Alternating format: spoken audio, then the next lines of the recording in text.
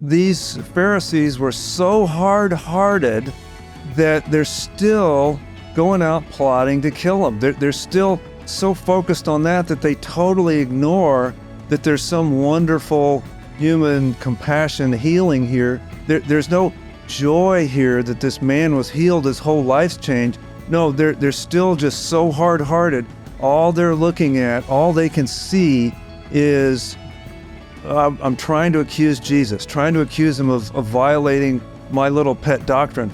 And to me, that is the lesson here.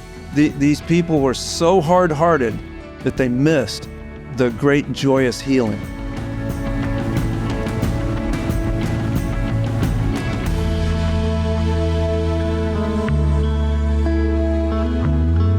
Today's Reasoning Through the Bible session is going to be in Mark chapter 2.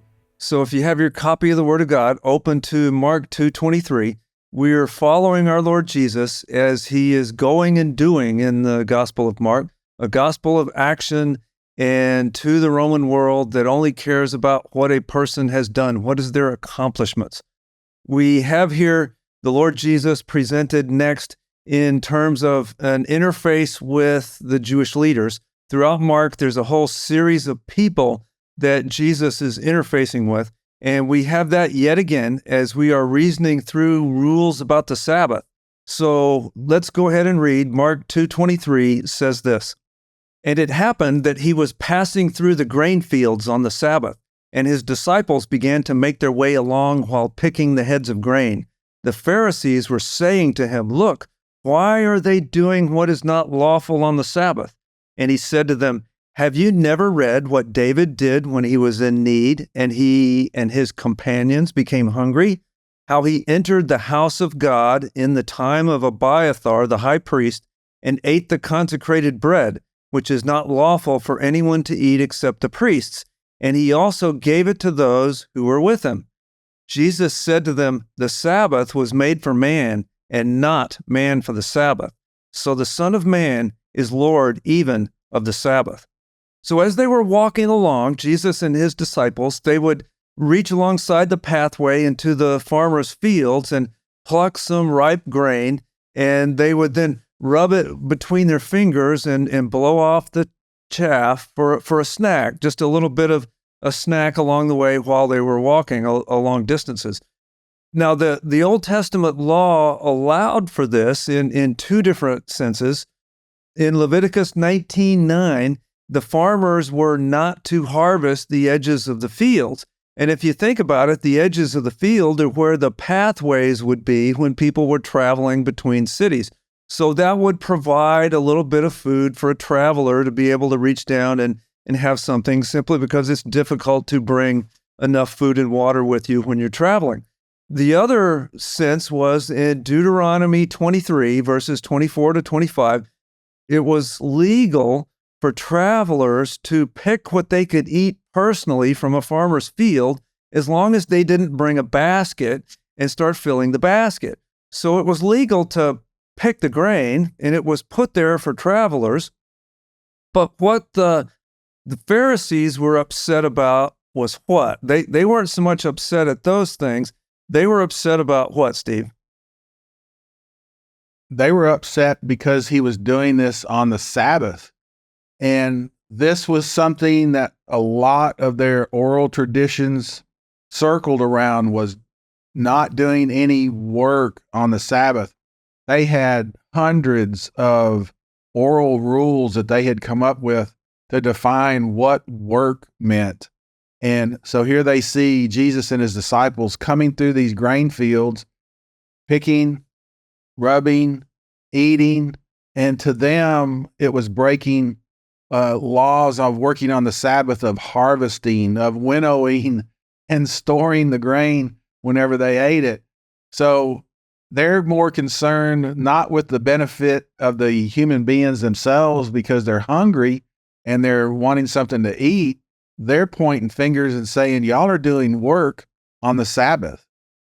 The rules that the Jewish leaders had developed over the centuries got very, very particular, and it's still there today for the people that are truly care about such things and Sabbath keeping. They get into things like can a tailor carry their sewing needle on the Sabbath?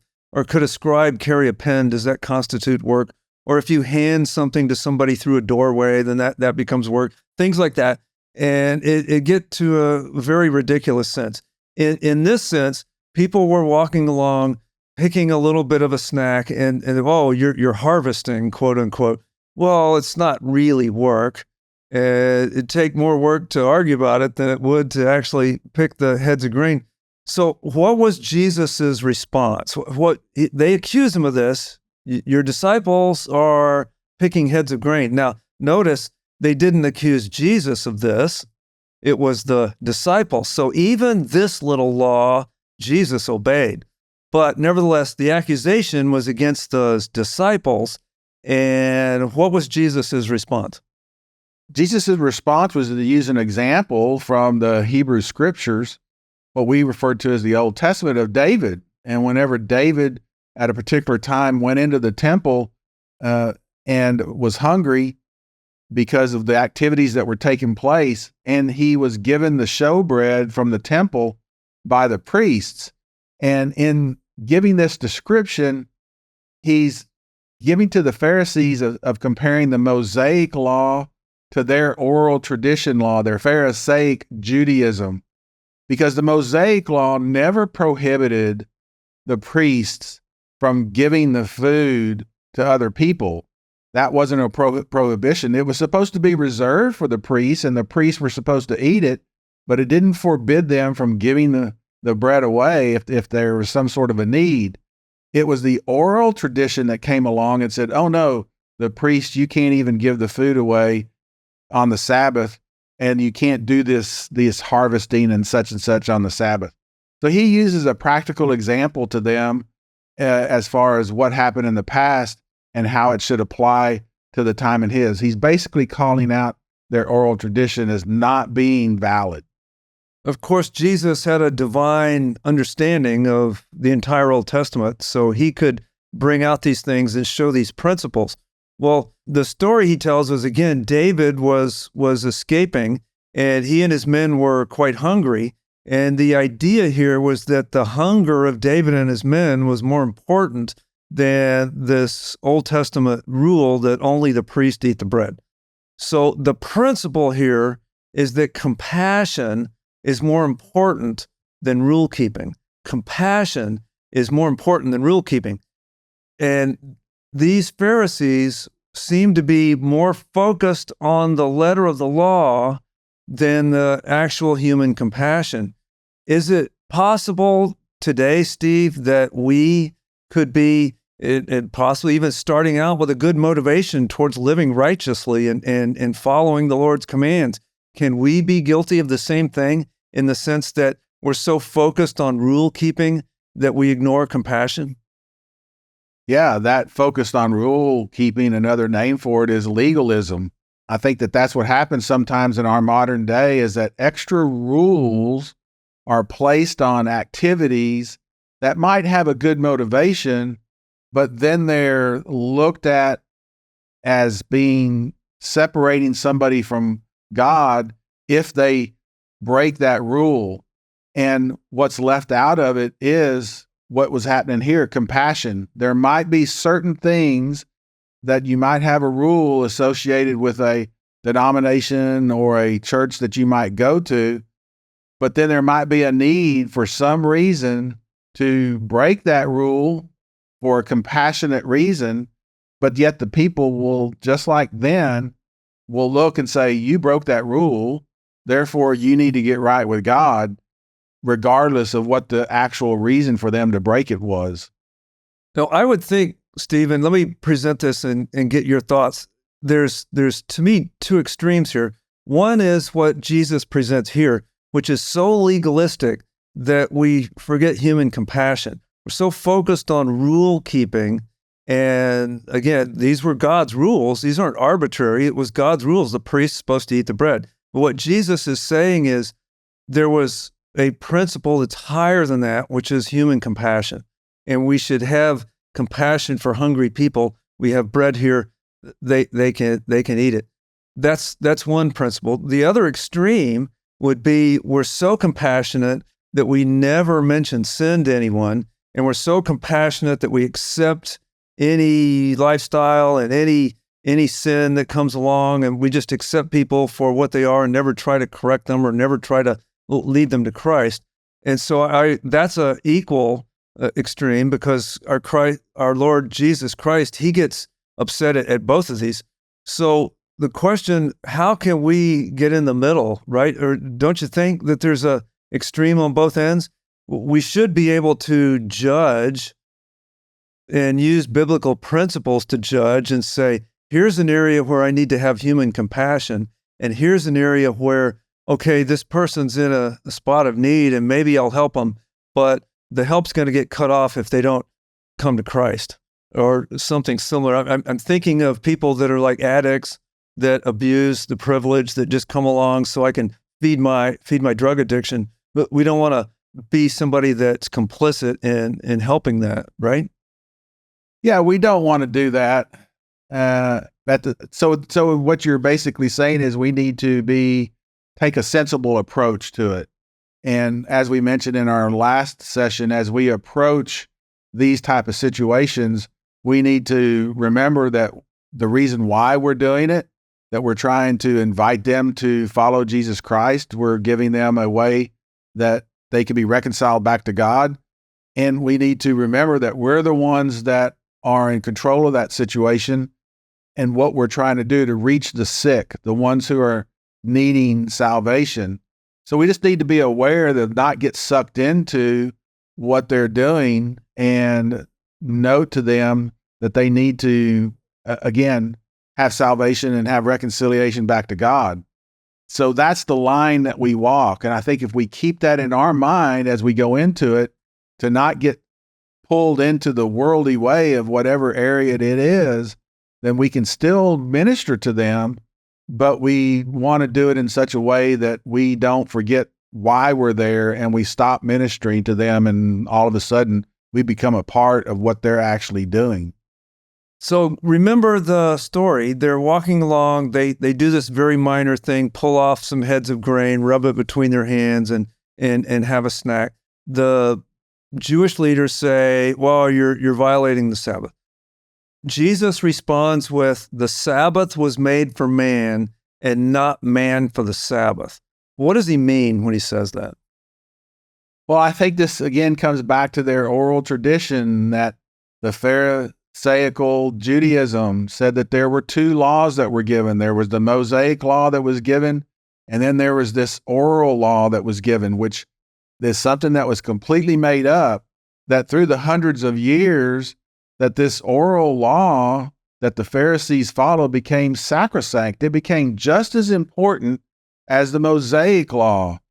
And that through that, they had this idea that God made Israel or created the nation of Israel to show the other people that the Sabbath was a way for them to worship God or to rest.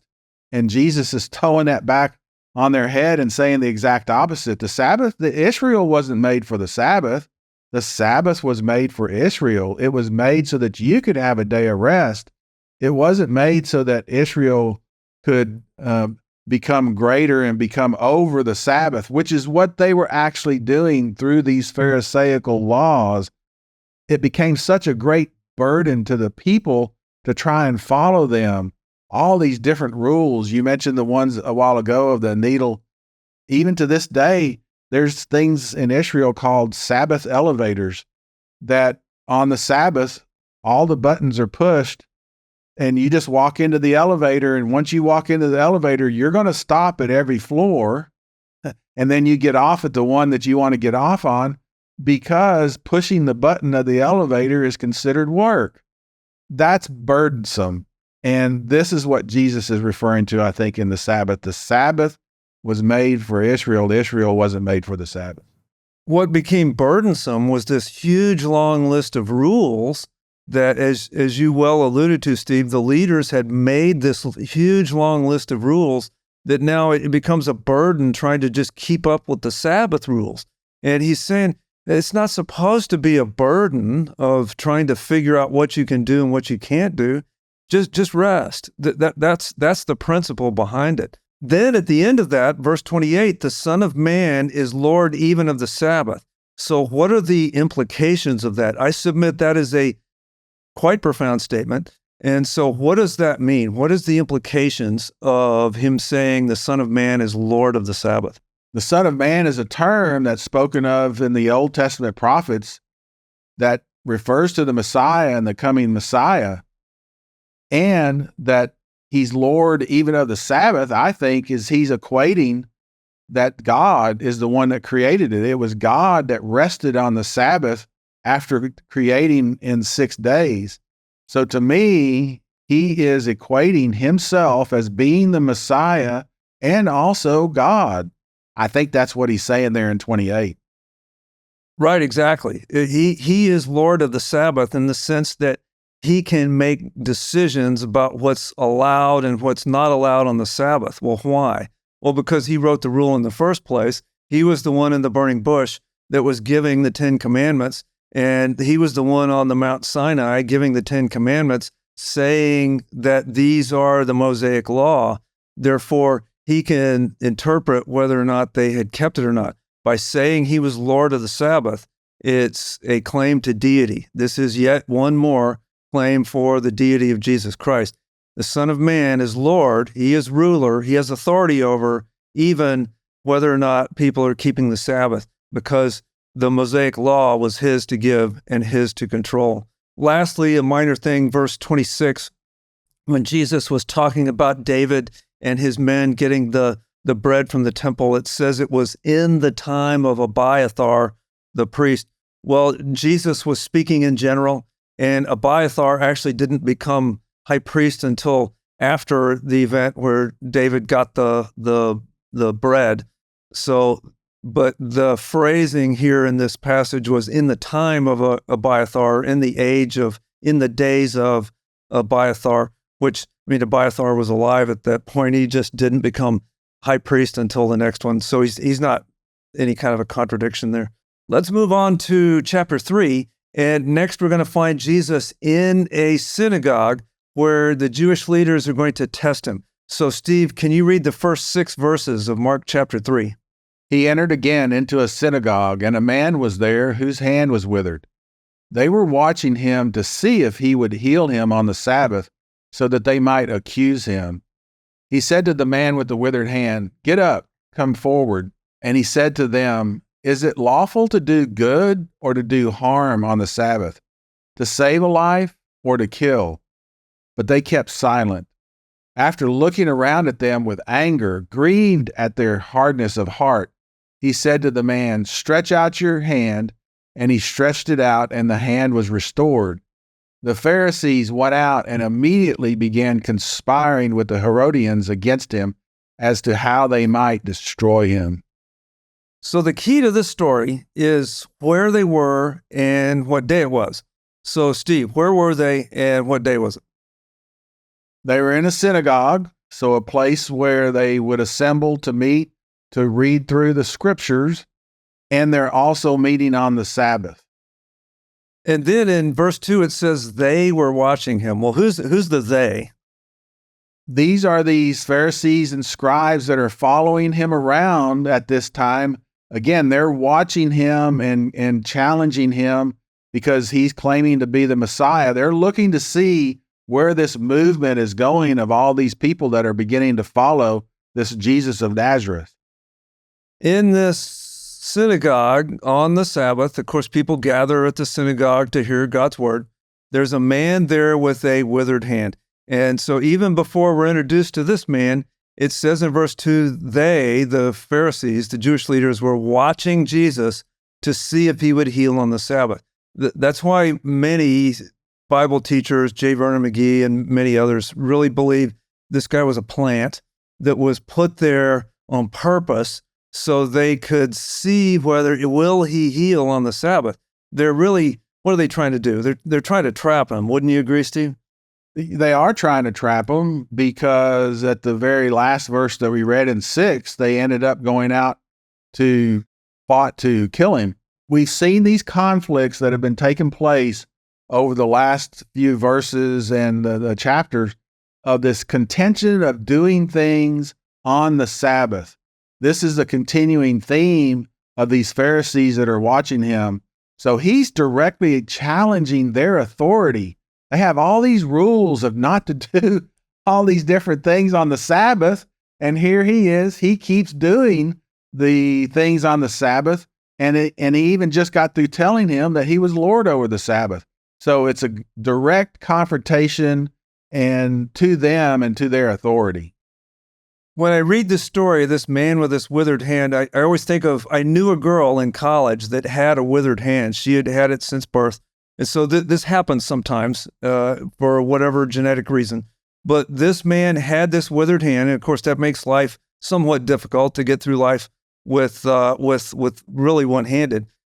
Were the Pharisees interested in this handicapped man? No, because I agree with you, Glenn. There's an inference there that this man was a plant. So no, they weren't interested in him at all. And we can know that for sure. We don't have to guess. Look at the end of verse 2. It says they were watching him to see what? What does it say at the end of verse 2? So that they might accuse him. They were waiting for this to happen so that they could pounce on him and accuse him of doing this healing on the Sabbath. They weren't really concerned about this man. And when Jesus heals him, they're a lot less concerned about the man who just got healed of this genetic defect, this genetic problem, that now he's whole again and his whole life's changed. This is a tremendous, tremendous thing for this man. Oh no, did Jesus heal on the Sabbath? Did Jesus do a good thing on the Sabbath? If Jesus were to heal on the Sabbath, they're watching him, they would hold him to be intentionally violating the Sabbath. Now, what is the Old Testament punishment for violating the Sabbath? The Old Testament punishment is capital punishment, to put them to death. Right, exactly. The Old Testament punishment for right there in the Mosaic Law for violating his working on the Sabbath was stoning to death. So this is a very serious thing these Pharisees are trying to do. These are religious leaders. These are supposed to be the most spiritual people in the community. These are supposed to be the older and wiser, level-headed people that are there to shepherd the flock. They were supposed to be the good guys. They're supposed to be the people that are the more spiritually mature. Yet what they were really trying to do is to intentionally hinder this man from being healed. They were using this man with the withered hand as a tool to trap somebody. And so then Jesus in verse 4 asks this really obvious question: is it lawful to do good on the Sabbath, or is it lawful to kill? And how did the Pharisees respond? They kept silent because they knew that if they answered it one way, they were condemning themselves. If they answered it a different way, that they were agreeing with what Jesus was doing and saying. So they just kept silent. They didn't give any answer at all. So think of it. These people were supposed to be the more spiritually mature people in the room, and yet their hearts were so hard that they would not answer an obvious question that, yeah, it's okay to do good on the Sabbath. It's good to do something good, and it's not lawful to kill on the Sabbath. They wouldn't answer such a obvious question. What actions in verse 5 does Jesus do? Because what they're watching for is, did he do a work? Right? They're looking for a work that he did. And in other places in the gospel, remember Jesus sometimes would spit on the ground and make mud and rub it on somebody's eyes. And so he would, in that sense, he made a potion or something like that. Did Jesus do anything here? No, he doesn't do anything. He just commands for the hand to be healed. And I think we see two emotions that go on here. One, he's angry. And the second emotion is that he is grieved because of the hardness of their heart. So I think here in one verse, we see two different type of aspects of Jesus. What's to me interesting is he intentionally doesn't do anything. He doesn't lay his hands on them. He doesn't make any kind of a potion. He didn't even really say, words like cast out a sickness or anything. He just asked the man, stretch out your hand. And even in the Mosaic Law, even in their traditions, they never had a law against stretching out your hand. So there was nothing here, no action, no quote unquote work that Jesus did that would give the Pharisees ammo to accuse him with. He intentionally did do no outward sign of doing a work, but yet what are they still trying to do? And you're right, Glenn. I think I said that he said that his hand was going to be healed, but you're bringing out a great observation. He didn't say anything of what he had done in the past. He just says, stretch out your hand, and the hand is healed. So this irritates them because they don't have any technicality to come and accuse him of working on the Sabbath. Yet here there's a miracle that has happened, and their immediate reaction to it isn't to rejoice that the man's hand is healed. It isn't to rejoice that the Messiah is there. It isn't to rejoice that there is this person that can heal on command or even without even giving a command. No, their reaction is to go out and conspire to have him killed. Isn't it like that today, though, Steve? Don't we have people in our churches that have a pet doctrine or a pet belief or a pet sin that they really think is bad, and they focus on that to the exclusion of being compassionate towards people? Here was this man who was now healed of a very major problem. His whole life's different. And Jesus did no work. He did no work. But these Pharisees were so hard-hearted that they're still going out plotting to kill him. They're still so focused on that they totally ignore that there's some wonderful human compassion healing here in order to take even a moment to be happy and joyous for this man. There's no joy here that this man was healed, his whole life's changed. No, they're still just so hard-hearted. All they're looking at, all they can see is, I'm trying to accuse Jesus, trying to accuse him of violating my little pet doctrine. And to me, that is the lesson here. These people were so hard-hearted that they missed the great joyous healing. And that, I think, Glenn, is exactly it. He is rejecting the Pharisaical Judaism. That's their pet doctrine. And he is confronting it and rejecting it. He is admonishing it. He's rebuking it through all of these actions. And their heart is so hard and they're so blinded by it. And they just plot to go ahead and assassinate him. That's how blinded they are through their hard heart. In the midst of this, don't miss, there's two little words here in verse 5 that I think are really telling. Verse 5, after looking around at them with anger, grieved at their hardness of heart. We have these two very human emotions, which are righteous anger and grieving. So we have here Jesus as both God, who's the only one that can do this healing, but he's also man in the sense that he has anger and grief at the same time. He is grieved. He has a soft spot in his heart for this terrible situation, but he has righteous anger. So he has these emotions, but he has it in a very godly way. He is angry at the things God would be angry about and grieved in a very godly way. So then in verse 6, they go out and plot, but they plot with whom? They plot with the Herodians. And this was a group of people that was at the exact opposite of their political spectrum. The Herodians were Jews that were okay with the Roman occupation as long as it was politically go through the house of Herod. So they were supporters of the house of Herod. That's why they were called Herodians.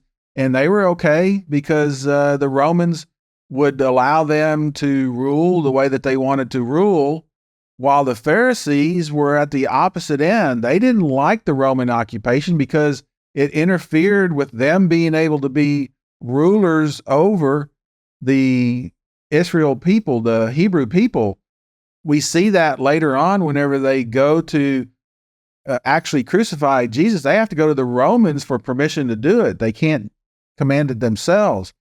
Here, this is how far they've gone with their hard heart and their blindness, that they're willing to work with people that are on the opposite end where they normally wouldn't work together with them for any reason, but now they're coming together with them for a common cause, because the Herodians would see Jesus as a threat to their political system as well.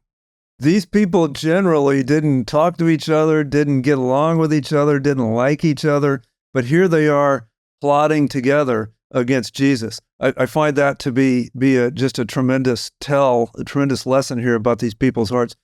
Now, go back to verse 4 and look at that for a second. Jesus looks around at them and he asks this question: is it lawful to do good or do harm on the Sabbath, to save a life or to kill? Now, I find this interesting. He knew he was about to heal somebody, but why would he ask about saving a life or killing a life? Well, what are the Pharisees just about to do with the Herodians? The Pharisees were upset at Jesus for healing on the Sabbath, but what were they doing on the Sabbath? Well, the term that's used in verse 6 is immediately. So you get the picture that it's the same day, the Sabbath day, that they then go out and start conspiring to kill somebody on the Sabbath. What I mean was their talk and their discussion was taking place on the Sabbath day. So get the picture. All Jesus does is heal a man, a good thing. And he didn't even really work to do that. It's just, okay, stretch out your hand, it's just done. And oh, that's terrible. But they could go make a secret plot to murder an innocent man. Oh, that can happen on the Sabbath. That's okay. What hypocrites. Now, good thing, Steve, we're not hypocrites like that in our day, right? None of that kind of stuff would ever happen in our day, would it? We would never do that. But what's one of the things used to be that after the Sunday sermon that you go out to lunch and you roast the preacher for what he just got through preaching in the pulpit? I don't know if that goes on so much today, but that was something that was talked about often in past times. The stereotype from non-believers is that Christians are hypocrites. And the only reason it's an unfair stereotype, but it's a stereotype because guess what? The churches are full of hypocrites. I mean, we are as guilty in our day of these things. Hopefully we're not out plotting murder, but nevertheless, that's Jesus's lesson, both here and in other places. Remember the story about the speck and the log in the eye? He says, don't be a hypocrite. First, get the log out of your own eye first. So we all should be aware that we're capable of being hypocritical, and we should try our best to get hypocrisy out of our lives, because that's the lesson here in Mark chapter 3. So we thank you so much for tuning in and watching and listening. As always, may God bless you.